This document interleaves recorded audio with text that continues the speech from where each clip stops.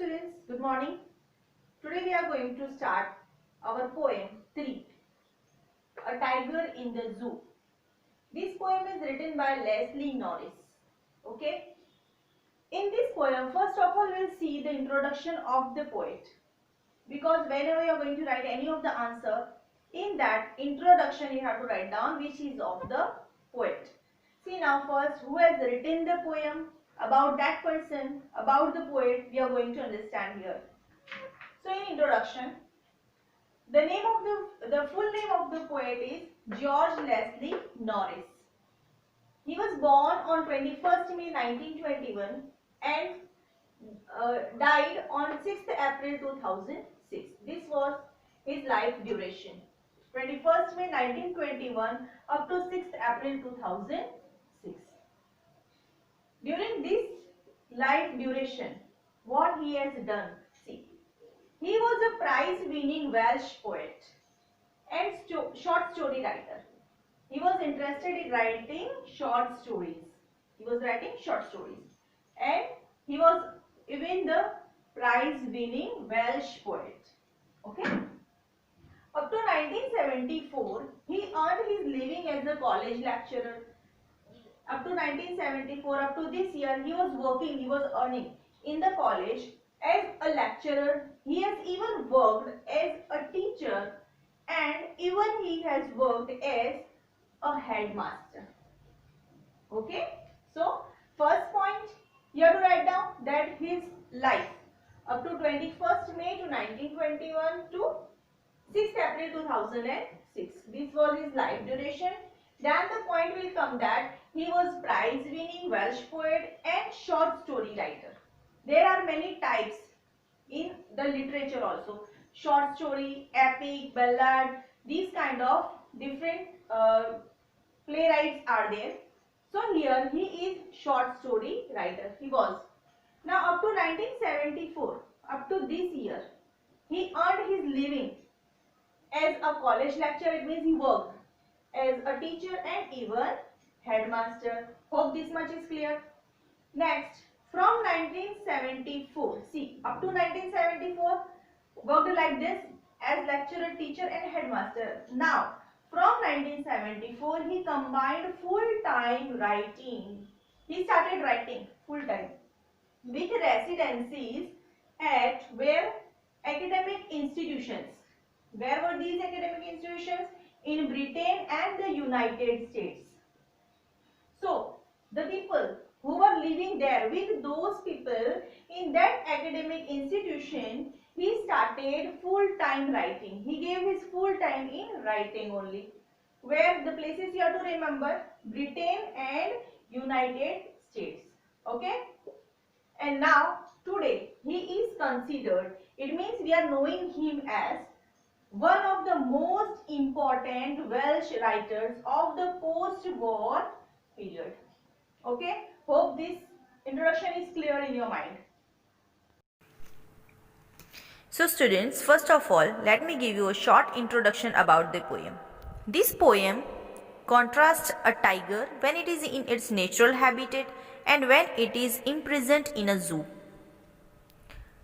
On a starry night, the poet sees a tiger in a zoo. The tiger moves slowly up and down in his cage. He is full of rage but is quiet in his helplessness. The poet is moved to pity for the tiger. He is feeling bad for the tiger. He says that the tiger should have been in the jungle. He should have been moving quietly in the shadows near some water hole and waiting for a plump deer to pass that way. But sadly, he is locked behind bars in a concrete cell.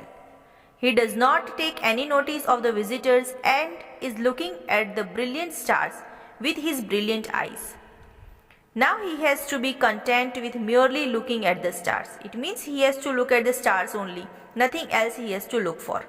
He is no longer free to move in his natural habitat and look at the brilliant stars from there. So this was short introduction about the poem. Now we'll go through the stanzas. Open your textbook on page number 29. See now, In the introduction it is given, this poem contrasts a tiger in the zoo with the tiger in its natural habitat. It means it is showing the contrast how a tiger lives in the zoo and how here a tiger lives in the natural habitat. See, now the poem moves from the zoo to the jungle and back again to the zoo. It is only the imagination. The poets, see, this is the best thing of the poets, that in imagination they can go anywhere and they are taking us together. Read the poem silently once and say which stanzas speak about the tiger in the zoo and which ones speak about the tiger in the jungle. Here we will see the difference between two lives, one in the jungle, the other in the zoo. So the first stanza, and yes, remember that when we are reading the poem, these are called stanzas, not the paragraphs. Paragraphs are in the chapters, while in the poem it is called stanza. So first stanza, he stalks in his vivid stripes, the few steps of his cage, on pads of velvet quiet, in his quiet rage. What does it mean? It means the tiger has sharp, clear stripes on his body. He looks majestic as he moves slowly and quietly in his cage. He has soft velvety pads. He makes no noise as he moves. He has brilliant shining eyes. It is a very small cage. The tiger can hardly take a few steps along the length of the cage because it is very small.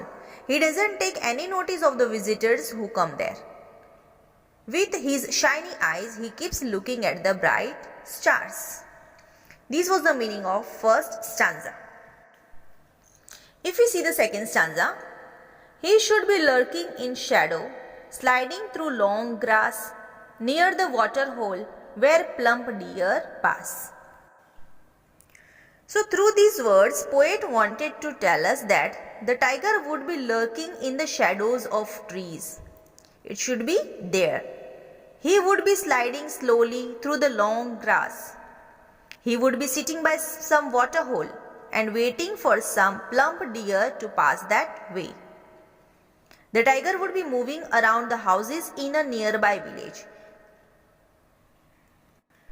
Now here the poet likes to see the tiger in the shadows of trees, in the jungle, not in the cage. He is telling us that tigers look there well. That is the real place of them. So the next stanza, he should be snarling around houses at the jungle's edge, baring his white fangs, his claws, terrorizing the village. Through these words, the poet wanted to say that the tiger would be moving around the houses in a nearby village. Sometimes what happens, near the jungle there are the villages. So these tigers are moving around those houses which are nearby village. He would be growling while moving around. He is not afraid of anybody. Whenever he is moving there, he is growling. The sight of his white fangs and his terrible claws would fill the villagers with terror. He is not frightened by anyone, but the villagers living there, they are feeling terror by his white fangs and terrible claws. Understood? Now, next stanza. But he is locked in a concrete cell, his strength behind bars, stalking the length of his cage, ignoring visitors. Here the poet wanted to say that, in the contrast, he is saying, actually what he is thinking would be is about the jungle, that the tiger should be in jungle. But in reality, where is the tiger? He is locked in a concrete cell. And the tiger is moving along the length of the cage, slowly and quietly. He sees that the visitors keep coming and going. None of them thinks of releasing him from the cage. The tiger sees that all of them are fellows without feeling. So he stops taking any notice of them. He is not interested to look anybody. That's why he is ignoring the visitors. He got to know that nobody is going to help him out. And that is the reason why he is ignoring visitors. These are the views of the poet. Now the last stanza. He hears the last voice at night, the patrolling cars, and stares with his brilliant eyes at the brilliant stars. So in this stanza, the poet is telling that what is the tiger hearing at night? So the last voice at night he is hearing is the voice of the patrolling cars. The tiger has lost all hope from man. Now he has hope only from heaven. It is this hope that has kept the brilliance in his eyes. That is why the tiger looks at the brilliant stars with his brilliant eyes. He is looking at the sky, he is looking at the stars, that only God will help him out and he will one day be free. Now we will go deep into the poem. See now, the tiger creates terror for the villagers by snarling around their houses as they are situated near the jungle. He frightens them by showing his white fangs and claws. And some of the activities are also described by the poet of the tiger, and which are they? So these activities include stalking along the length of the cage. It means he is moving from here to there in the cage. Second activity is ignoring visitors. He is not looking at the visitors. Then hearing patrolling cars.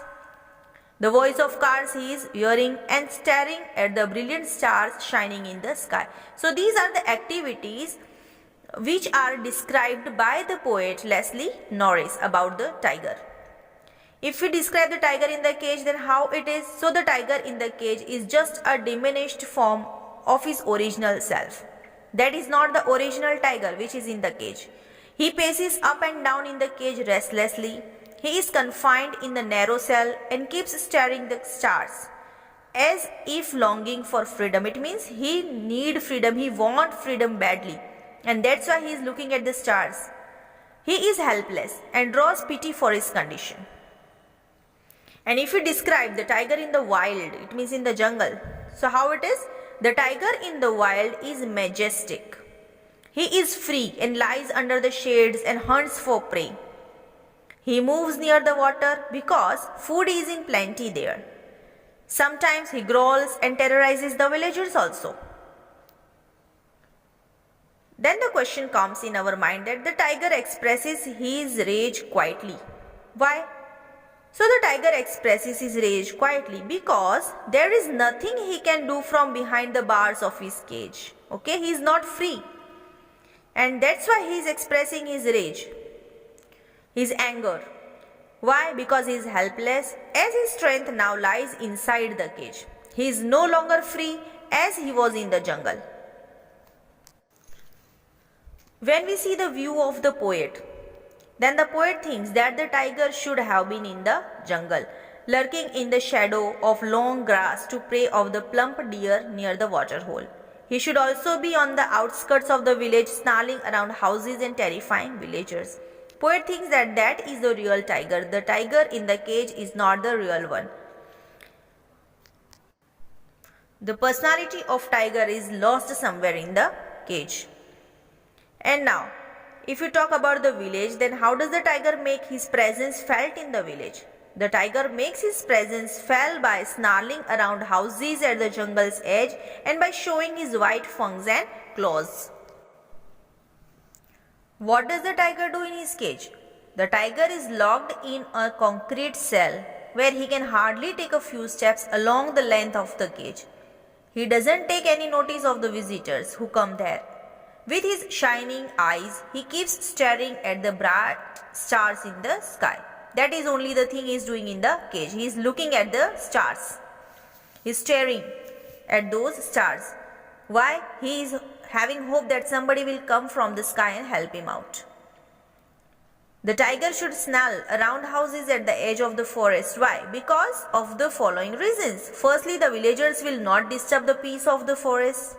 Okay, you have to remember this. Why should the tiger snarl around houses at the edge of the forest? So, firstly, the villagers will not disturb the peace of the forest, and secondly, they will not kill the animals for money or just for fun. The forest belongs to the wild animals, and we should keep this thing in mind. What is the tiger doing and why is he ignoring the visitors? So the tiger is slowly and quietly moving along the length of the cage in a threatening manner. He is ignoring the visitors because he considers them devoid of any feelings. It means he is thinking that these persons, these moving ones, they are having no feelings. None of them thinks of releasing him from the cage. Thus, he stops taking any notice of them. Next one, why do you think does the tiger look at the stars? The tiger feels very helpless in the cage. He stares with hope at the brilliant stars shining in the sky. He hopes for the day when he would be able to run free in the wild. The brilliant stars thus provides him with some sort of comfort. He is feeling comfort while looking at the stars. Next question, what does the poet convey through the poem? So the poet tries to expose the miserable life led by the animals in the zoo. He compares the life of the tiger in the zoo with its life at a natural habitat. The animals have the right to freedom and should not be caged. They should be allowed to run free in the wild. If I ask you, is it right to confine wild animals into cages? Why or why not? So, what are your viewpoints? Let me make my clear. Wild animals are meant to live in the wild. They are wild animals, so they should be in the jungle only. They are not meant to be caged and displayed in the zoos. What are we getting by looking them? They are in the zoo only for our entertainment? It should not be like that. We all know that the majestic species of tiger is on the verge of extinction. Today tigers are getting extincted, and we have to be very much careful for that. There used to be a time when they used to roam proudly and freely in the jungle. They are not meant to live a life in confinement. They also have the right to freedom like all other living beings. See, now we are having the example in this lockdown. What happened? We were in the houses only. But how we were feeling? Helpless. So, are we not doing wrong with these animals which are in the cages, which are in the zoo?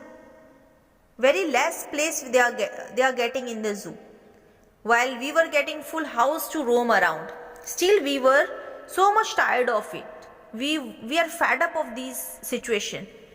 We have to keep these things in mind. See, confinement leads to depression and misery. If a person is kept at one place for a long time, he or she will face the depression and misery. Same thing happened with the animals too. They are also leading to depression and misery. Moreover, their offspring lose the hunting capabilities as they are not trained to hunt in the wild. Because now they are not even in the habit of hunting in the wild, so their capabilities are also lost. And as a result, they would not be able to feed themselves. If now you will keep them free, then also they won't be able to fetch the food. Furthermore, confining wild animals disturb the whole ecological balance. We should thus let the animals run free in the wild. They belong to the forest and not to the cage. It is rightly said that love for freedom is the natural instinct of every living being. Everyone loves freedom and does not want to live in confinement. Even a small child does not like confinement. Similarly, the tiger also longed for freedom. He was so fed up being caged that he even ignored the visitors. He is depressed. He don't like the same thing daily. He took to and fro steps in the cage as if trying to while away the time. Continuously he is trying to go out of the cage. Continuously. The tiger wanted to escape this captivity. God has made all living beings equal, and thus the animals too have the right to freedom. They should not be caged. It is their right to enjoy their natural habitat. Which is it? The forest, and run freely in the wild. We should thus respect their freedom and should not put them in the zoo. Hope you are now clear to the poem. What are the views of the poet? What the poet wanted to give us the message? I hope you are very much clear in that. Still, if you are having any confusion related to that, you may call me. Thank you. And you have to complete the back exercise of the poem. Thank you. Stay home, stay safe. And don't cage any animal or bird. Thank you.